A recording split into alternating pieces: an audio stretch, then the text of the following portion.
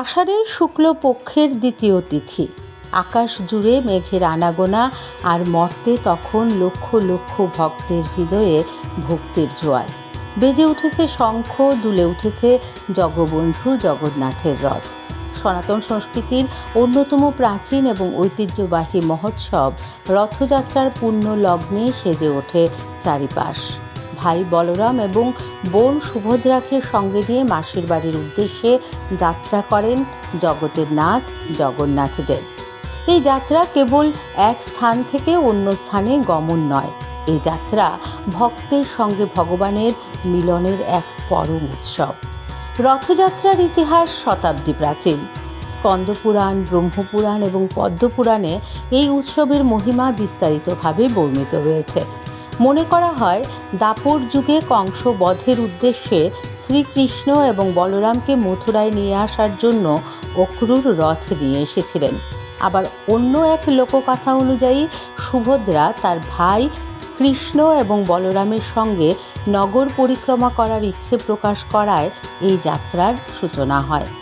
জগন্নাথ দেবের এই যাত্রায় তিনটি বিশেষ রথ তৈরি করা হয়। বলভদ্রের রথের নাম তালধ্বজ, সুভদ্রার রথের নাম দর্পদলন বা পদ্মধ্বজ, আর স্বয়ং শ্রী জগন্নাথ দেবের রথের নাম নন্দীঘোষ। অক্ষয় তৃতীয়ার দিন থেকে সম্পূর্ণ নতুন কাঠ দিয়ে কোনো লোহার পেরেক ছাড়া এই রথগুলো তৈরি করা হয়। কোটি কোটি মানুষের বিশ্বাস, রথের এই পবিত্র দড়ি স্পর্শ করলে বা একবার টানলে সমস্ত পাপ থেকে মুক্তি মেলে। উড়িষ্যার পুরী ধামকে এই উৎসবের প্রধান কেন্দ্র মনে করা হলেও আজ ভারতের কোনায় কোনায়, এমনকি সুদূর বিদেশেও জগন্নাথের এই রথযাত্রা পরম শ্রদ্ধার সঙ্গে উদযাপিত হয়।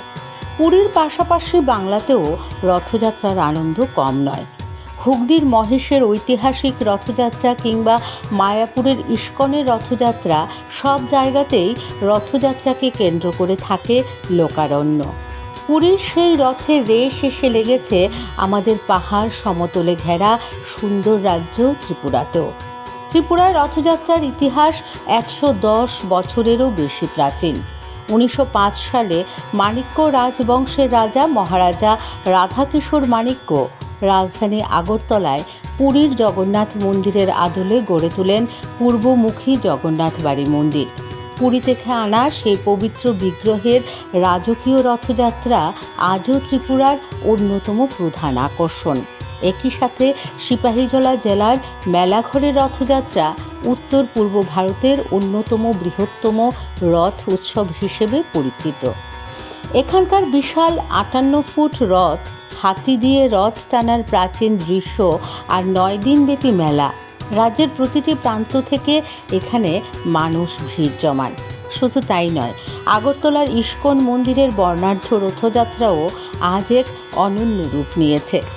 জাতি উপজাতি নির্বিশেষে ত্রিপুরার আপামর জনসাধারণ সমস্ত ভেদাভেদ ভুলে মেতে ওঠেন এই সম্প্রীতির উৎসবে। আর রথযাত্রা মানেই তো বাঙালির চেনা মেলার নস্টালজিয়া। গরম গরম জিলিপি, মুচমুচে পাঁপড় ভাজা, আর ছোট ছোট বাচ্চাদের হাতে রঙিন কাঠের বা মাটির রথ টেনে নিয়ে যাওয়ার চপল আনন্দ। এই মেলা কেবল কেনাকাটার জায়গা নয়, এ যেন টুকরো টুকরো শৈশব আর সংস্কৃতির এক মহামিলন ক্ষেত্র। জগন্নাথের রথের চাকার মতোই ঘূর্ণায়মান আমাদের জীবন।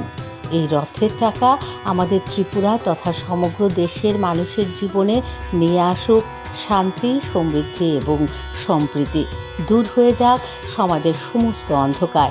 রথযাত্রার এই পবিত্র তিথিতে বিটিভি ত্রিপুরা চ্যানেলের পক্ষ থেকে আপনাদের সকলকে জানাই আন্তরিক শুভেচ্ছা এবং প্রণাম।